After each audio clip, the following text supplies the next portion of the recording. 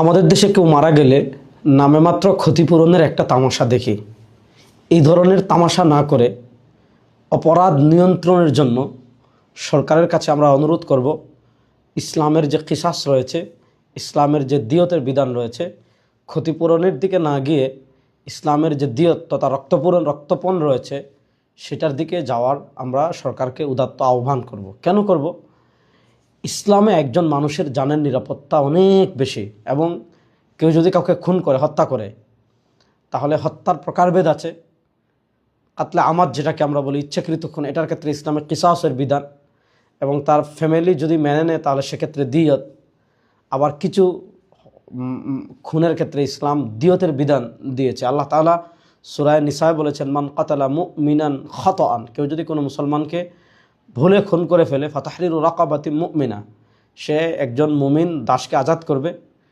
ওয়াদিয়াতুম মুসাল্লামাতুন ইলা আহলি ইল্লা আইয়াসসাদ্দাকু, যদি তার পরিবার মাফ না করে দেয় তাহলে অবশ্যই তাকে কি দিতে হবে? দিয়ত দিতে হবে। আর পরিবার মাফ করে দিলে সেটা ভিন্ন আলাপ। তো ইসলামে দিয়ত পাবে হলো মৃতের পরিবার, এবং খুনিকে মাফ করার অধিকার একমাত্র এই যে পরিবার আছে তারাই পাবে। রাষ্ট্রপতি বা অন্য কেউ চাইলে পেতে পারে না। তো ইসলাম রক্তপণ বা রক্তমূল্য নির্ধারণ করেছে দিয়ত। সেই দিয়তকে রাসূলুল্লাহ সাল্লাল্লাহু আলাইহি ওয়াসাল্লাম হযরত আব্দুল্লাহ বিন আমর ইবনুল আস রাদিয়াল্লাহু তাআলা বর্ণনা সুনান আবি দাউদে আসছে, আলা ইন্না দিয়াতা শিবহিল আমাদি ওয়াল খাতাই মিআতুম মিনাল ইবিল, অর্থাৎ কেউ যদি অনিচ্ছাকৃত কাউকে খুন করে ফেলে, এক্ষেত্রে দিয়ত হলো 100টা উট দিতে হবে, এবং দিয়তের ক্ষেত্রে মূল হলো 100টা উট বা তার সমপরিমাণ টাকা যে মারা গিয়েছে তার পরিবারকে দিতে হবে। তো এই 100টা উটের মূল্য, এটা হলো ইসলামে ক্ষতিপূরণের ভিত্তি, রক্তপণের ভিত্তি।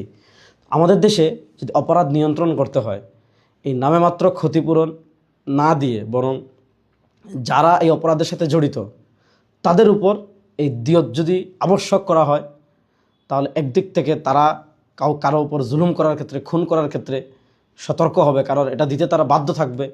আবার যদি কিসাস আনা হয়, তাহলে তো এই কিসাস এবং দিয়তকে যদি আমাদের আদালতে আনা হয়, তাহলে অপরাধ প্রবণতা আমাদের দেশে অনেকটা কমে আসবে। তাই নামে মাত্র ক্ষতিপূরণ, রক্তপান এগুলো না দিয়ে আমরা চাই আমাদের রাষ্ট্রে কিসাস এবং দিয়তের বিধান আবার বাস্তবায়ন হোক। আসসালামু আলাইকুম।